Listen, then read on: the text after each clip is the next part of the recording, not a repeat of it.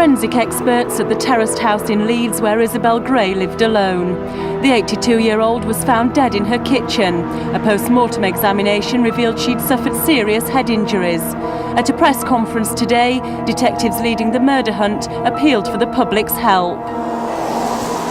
I'm Brian Steele. I'm a former Detective Chief Superintendent with West Yorkshire Police. For the last 6 years of my service, I really was primarily involved in leading murder inquiries. On Tuesday, the 26th of January 1997, early afternoon, I was called to investigate the scene of a murder here at Crossgates, Leeds. The first thing that I was told was that the deceased was a white, 82-year-old female who lived alone. Her body had been found in the kitchen of a house and she'd been battered to death. This is Miss Gray's home.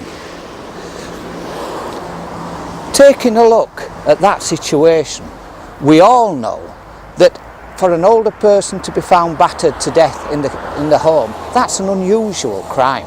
But equally, we should all also know that when we look at the profile of the most victimised person so far as distraction burglary goes, it's a white, 81-year-old female who lives alone. And that has got to be in the back of my mind as I receive that information. This is Crossgates Town Centre. Miss Gray lived up the road behind us. The 82 years had taken the toll on her and she found walking difficult and painful. Because of that, she had an invalidity buggy and she regularly travelled here into Crossgates to do her own shopping, a feature not well known to the local people. On Miss Gray's last day, she travelled here into the town centre to buy magazines and chocolates. That's really the last sighting of Miss Gray.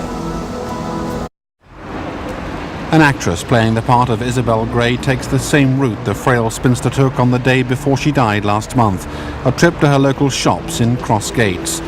The action captured on tape for a televised reconstruction to be shown next month.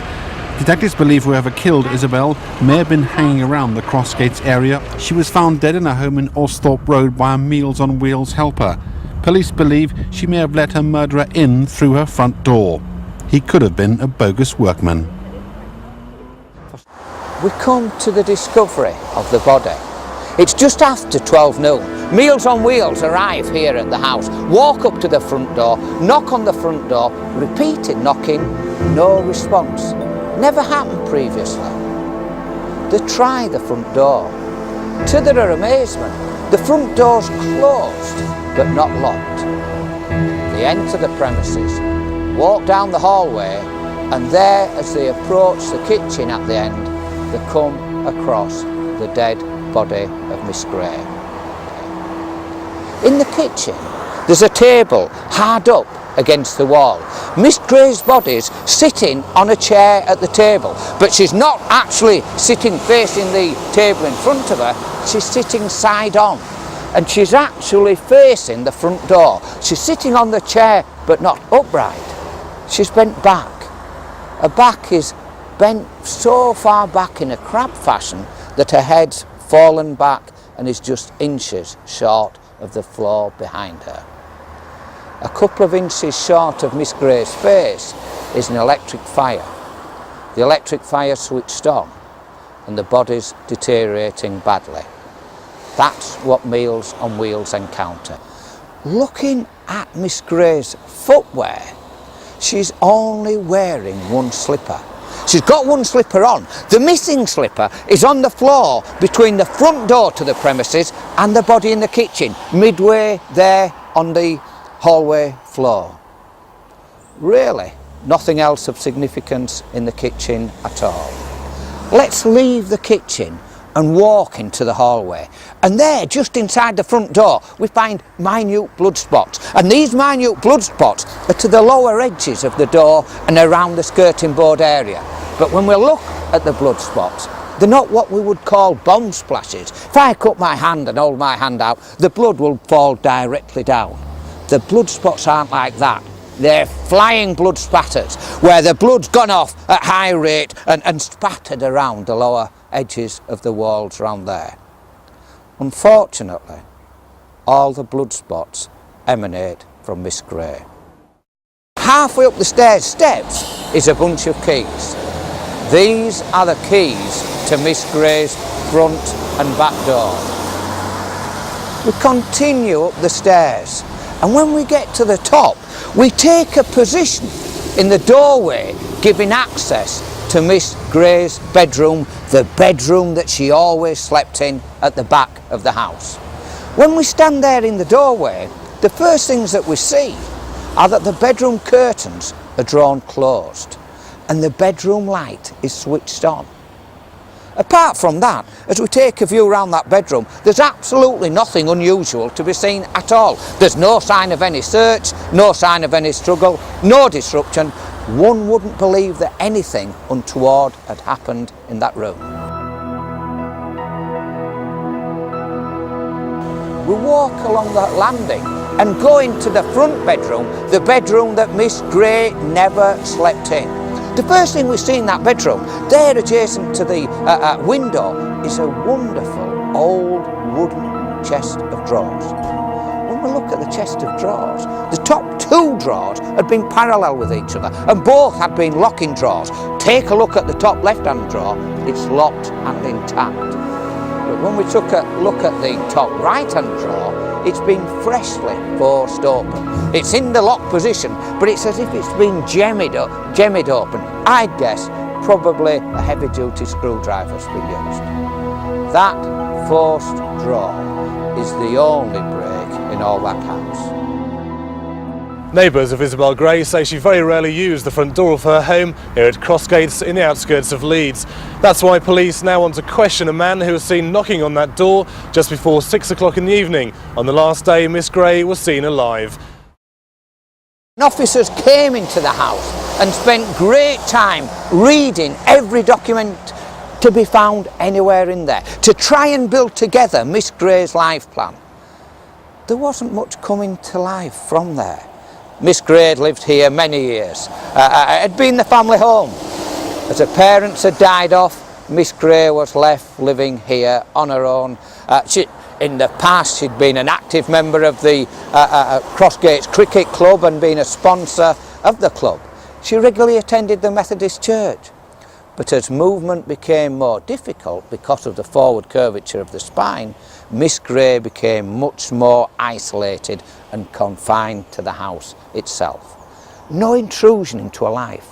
And then all of a sudden, we start coming across bills, and the bills talked about things like repairs to the roof tiles, paid in cash, repairs to the attic ceiling, paid in cash.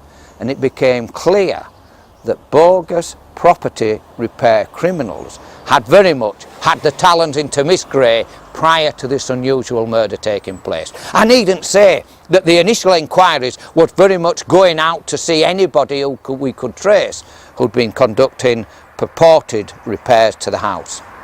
I can tell you, beyond doubt, that none of these bogus property repair people traced were directly responsible for Miss Gray's murder. We were 6 months into the murder investigation when we received information as to who was allegedly responsible for the murder of Miss Gray. I've got to say right at the outset, they can't have murdered Miss Gray because they've never been charged with that offence. But the information was they were responsible for the murder. They turned up, had the two suspects on a caravan park at Wakefield, and all the investigation team thought that I would immediately go forward and have the two arrested on suspicion of murder, but I wouldn't think of doing that because we'd no evidence to put to the two suspects, and in that situation I could see no prospect of being able to further the matter by any form of arrest. But what I did do, we put a full surveillance team onto them, and to my amazement, on the day in question, the two suspects departed from the caravan park and never actually picked up that they were being followed. They travelled from Wakefield and went to the Killingbeck area, and you've got to realise just how far back the surveillance team is. All they can see at the house at Killingbeck is the two suspects disappear down the garden path and walk towards the house and return some half hour later. I can tell you now that at that house at Killingbeck. When they were there, they did a bogey job. They did the bogey job at Killingbeck, got back into the vehicle and then travelled a short distance to Temple Newsam. And the same thing happened. Down the garden path towards a house, did a bogey job. Having done the second crime at Temple Newsam, they then resumed the journey. But of course they've now had a long day, they've travelled through heavy traffic, they're feeling a little tired. They're making their way back in the general direction of Wakefield, but they take a circuitous route around the city and they're going through a rural area called Rothwell.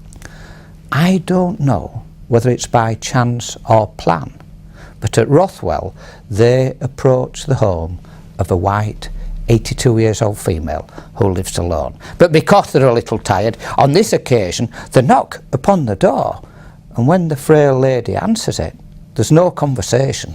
They immediately jump through the door, knock the lady to the floor, close the door behind them and go into an overt search of the premises. During this search, this lady has the impertinence to try to get to her feet. They go back and give her a slap, and that puts an end to any of that nonsense.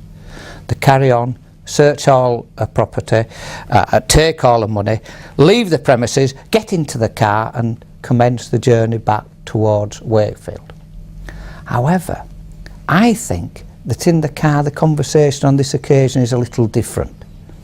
It's a supposition, but I think that one of the offenders turns to the other and says words to the effect of, "That last one we've done was a naughty job. You know that these offenders don't talk about, we did a violent one, because that sounds unacceptable. No, if they've used violence, they'll just say, we've done a naughty one."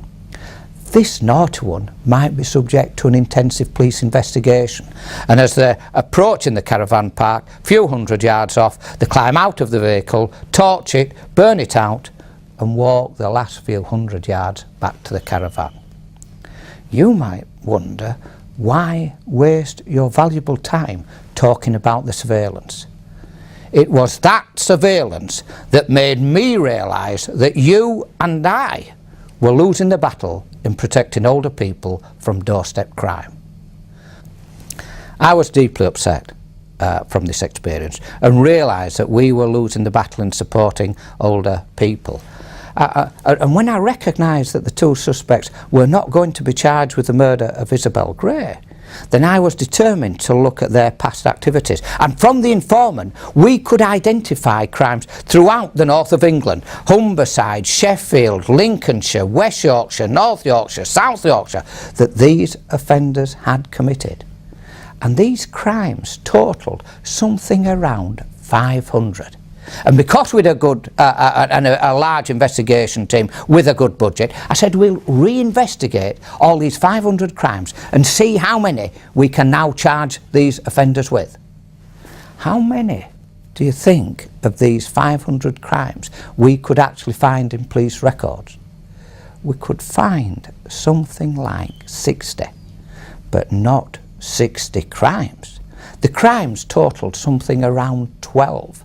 And what was the gap from the 12 to the 60 in police records? It would depend force to force. In one force it might be written off in the command and control log. In another it might be an intelligence report. But it would say words to the effect of, "I was called to the home of a confused elderly lady. Not sure what happened, not sure whether anything's been stolen. Intelligence report submitted, but no crime recorded."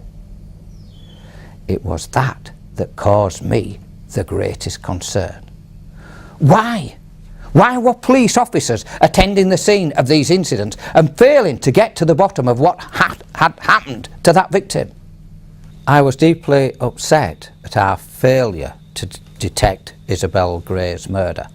And as a result of that, I was commissioned by the Home Office to undertake research to look at ways to better prevent and detect doorstep crime against older people. And I travelled a little around the country looking what each police force was doing, but really there was no difference. We'd all been through the same training programmes and there was a uniformity in the police response. And what I wanted to do was to spend all my time going round prisons, sitting with bogus offenders, serving long periods of imprisonment for that type type of crime and just to ask them common sense questions. How do you select your victims? How do you find the money so easily? How do you, what puts you off going from one house in favour of another? Always say to these offenders, what's the easiest way to trick the money from older people? Please look at the conviction with which I say this. The most used MO for taking money from older people is to go to a house, cold call, unexpectedly, knock on the door and say words to the effect of, I've just been passing, you've a loose tile. If that tile isn't repaired here and now, your house will be beyond repair. Of course, it doesn't matter whether the approach is talking about the roof tiles, the driveway, some work in the garden. The common feature is that they're going and saying some work needs doing to that house here and now, or the problem will get worse. They recognise that's the best way to get money from older people. And why? As an age profile, older people spend more time in the home than any other age group. And when somebody goes unexpectedly to their house and says, your castle is in need of repair here and now, is it any wonder that they say, yes, please carry on, please do it, I need your help? Many people have the tendency to refer to such acts of criminality as the work of cowboy builders. I've never heard such misterminology in my life. They're not cowboy builders, they're professional criminals who spend their life planning how to take the life savings of older people. And they do this approach by purporting to be property or gardening repairers. We mustn't fail to address this problem. This is the greatest problem facing the older community. Some people might be sitting back and thinking, well, I look at our crime statistics and I know that for the last 4 years, the most used MO in our statistics for taking money from older people is to go to that house and to say words to the effect of, I'm from the water board and I'm here doing some urgent work. I know that, without a doubt. And I say to you, if you look at the crime statistics from 1961, the Home Office recordable crime statistics, each and every year the most used MO will have been purporting to be from water, gas, electricity or council. But these incidents are very small when compared to those of the bogus property repairer. And why? Because when we've responded to the bogus property repair incident, we turn around and say, did you agree to the work being done? Yes. Well, it's a civil matter.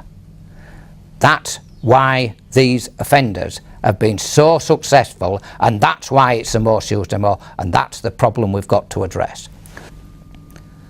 Always say to these offenders, what's the easiest way to select your targets? We all know that these offenders, generally speaking, travel distances to commit the crime. Probably the most used MO is the one where they say, we travel a distance to commit the crime, we drive into the residential area, and as we're driving down that road, just looking at houses, we can often identify the homes that are occupied by vulnerable older people who are starting to struggle. The telltale signs are obvious, that the peeling paintwork on the house, the overgrown foliage, the grab bars on the house, the invalidity buckets, because we're looking not just for older people, but older people that are starting to struggle. And such telltale signs from the exterior of the house is probably the most used means of identifying targets. A difficult problem to address, but one that we've got to look at if we're going to successfully protect older people. How do you select your victims? Common response: I like recently bereaved. If I know, for example, of an older lady who's lost a partner recently, I'm straight round to that house and I go around and knock on the door, and if when that older person comes to answer the door, they're standing erect and assertive and looking me directly in the eye, I'm too soon. I'll just make an excuse and leave, but I'll be back. Might be back in a couple of weeks, might be back in a couple of months, but when I go back to that house and knock on the door, I'm hoping that when the householder answers the door, if it's, for example, a lady, she's got lipstick smudged all over her face, And I'm hoping that she's got food droppings down the front of her clothing, because I'm looking for the signs and symptoms of a lady who's lost a lifelong partner. And she's now wondering what life's got in store for her. She's wondering what her role is, because when I see her in front of me, I'll just step straight through that door, shove her to her side and go into an overt search of the premises. And I'm telling you, Steele, she won't repeat that crime, because I'm the straw that breaks the camel's back. She was in such a trough of despair that when I come and do this to her, she'll simply give up. I can take all the property and walk out. She won't complain. And if she does complain, I'm not bothered, because after I've done this to her, she'll probably die in the next couple of weeks, and you won't even have a witness. You know that these offenders actually trade victims between teams. The best example I can give of that is the one that you know the best. I'll be the offender. Better if the small build, disarming smile.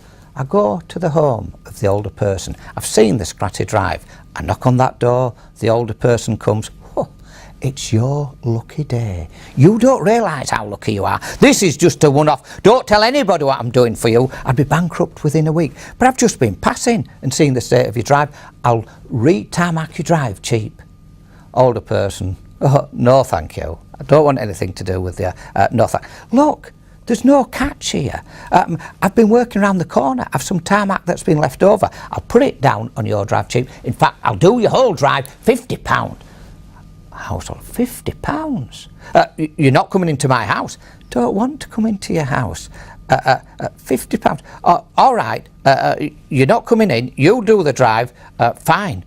Householder closes the door, locks it, tries to be clever, withdraws. Along comes my team, we throw down the rubbish. We all know it's not proper tarmac, it's surface scrapings, but down we throw it, and now we'd knock on the front door. We know that tarmac's going to be up in 2 weeks. When I'm knocking on the door this time, I'm not standing alone. I've got my accomplices each side.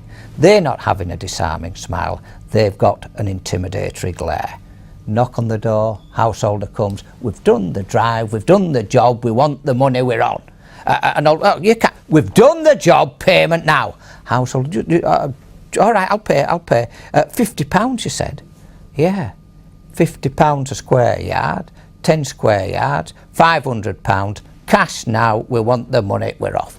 The householder's thinking, why was I so foolish? Why did I fall for this? I thought, all right, stay outside, you're not coming in. Locks that door, withdraws, gets the £500, comes back, unlocks the door, hands it over, sees them starting to walk away down the path and thinks, what a fool I was. I thought there was a catch, but they haven't got into the house.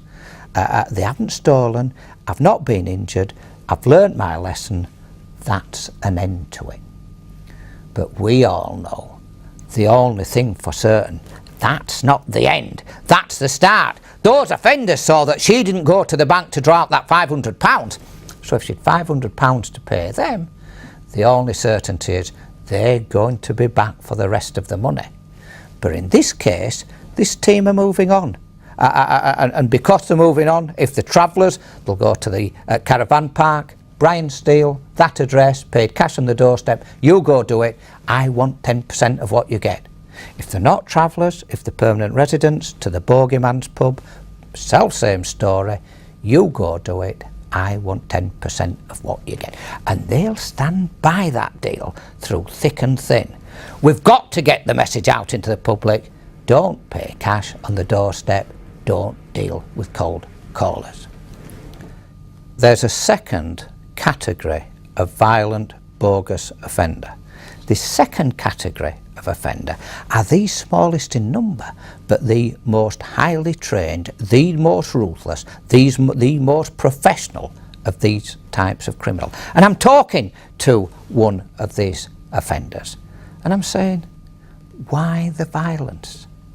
And he turns to me and he says, you realise, don't you, that on occasions violence against the older person is proper and justified? I said, oh no, tell me about this. He says, well, you've got the older person target. You can smell the money. You know the money's at that house. And you go to the house and knock on the door. But when this householder comes, they won't have anything to do with you. They won't buy your deceptions. They won't let you in. They won't deal with you. But you know the money's there. You can smell it. In that situation, we will just withdraw, but we'll be back. We'll go back just as it's falling dark. We'll go back two together. We'll go to that house and we will knock on that door, and we will keep knocking until that householder opens the door. We know they're not going to deal with us. As soon as they open that door, we'll jump straight through the door, close it behind us, knock that householder down behind the door. One will stay with the householder. The second will always go immediately to the bedroom that the householder sleeps in. They'll enter that bedroom, they'll look under the mattress. If it's not there, they'll look under the bed. If it's not there, they will look for a locked drawer, cupboard or wardrobe. What they want to find is a chocolate box or a biscuit tin or a locked receptacle, because when they find that and look there, they'll probably found the house deeds, the insurance policy and a cache of money. The offenders believe that there's still something like 30% of older people keep the money in that manner. But if in this house they've looked and it's not there, says he, we simply go back downstairs and we get hold of that householder behind the front door and we slap them about till they tell us where the money's hidden. And when he said that to me, I knew then, as I know now, that I was talking to the man that trained the two that killed Isobel Gray. I can even put them all three together in prison at the same time, and those two killed Isobel just as they'd been trained to do. We've got Miss Gray living on Orthorpe Road, no intrusion in her life, and then along comes an offender and purports to do work to the roof tiles. And she pays in cash on the doorstep. And that offender's moving on and he trades Miss Gray to another offender. And he goes to that house and purports to do work to the attic ceiling. And she pays in cash. And that offender moves on and trades Miss Gray. But that wily, independent, proud, stubborn old lady, after she'd been had over a couple of times, recognised that she was being had over, and she wouldn't give work to any offenders at all. But it was too late. Word was out, she'd paid in cash on the doorstep. Monday, 25th of January 1997, probably around 6:10 p.m, those two offenders went to Miss Gray's home. They knew she wouldn't open the door and let them in. She wouldn't give work to anybody anymore, so they knocked on that door till she opened it. As soon as she opened that door, they jumped through the door, closed the door behind them, threw the keys halfway up the stairs steps, knocked Miss Isobel Gray down behind the door, and one stayed with her. The second ran into the rear bedroom where Miss Gray slept. They closed the bedroom curtains, they switched on the light, and then they looked under the mattress, under the bed, and for the locked drawer, cupboard or wardrobe. But it wasn't there. In accordance with their training, they went down and they got hold of Miss Gray behind that front door. And they battered her arms, and she wouldn't tell them where the money was. They broke her nose, she wouldn't say. They broke a cheekbone. That proud, independent lady wouldn't say where her money was. And they got hold of her and they broke her back. And when they broke her back, she said, round that time, front bedroom, top right-hand drawer in the chest of drawers, the only break in that house. They got hold of that frail lady. They grabbed her under her armpits and they dragged her down the corridor. She lost her slipper halfway down the corridor. They draped her over that chair, but when she fell back over that chair with her broken back, she lost all movement. We know from the internal bleeding round that spine, she laid back on that chair for something like 15 minutes, fighting to breathe, as she choked on her own blood and was burnt by the electric fire. It took a full 15 minutes of hell for that lady to die. We let her down. Anybody who purports to care for older people let her down.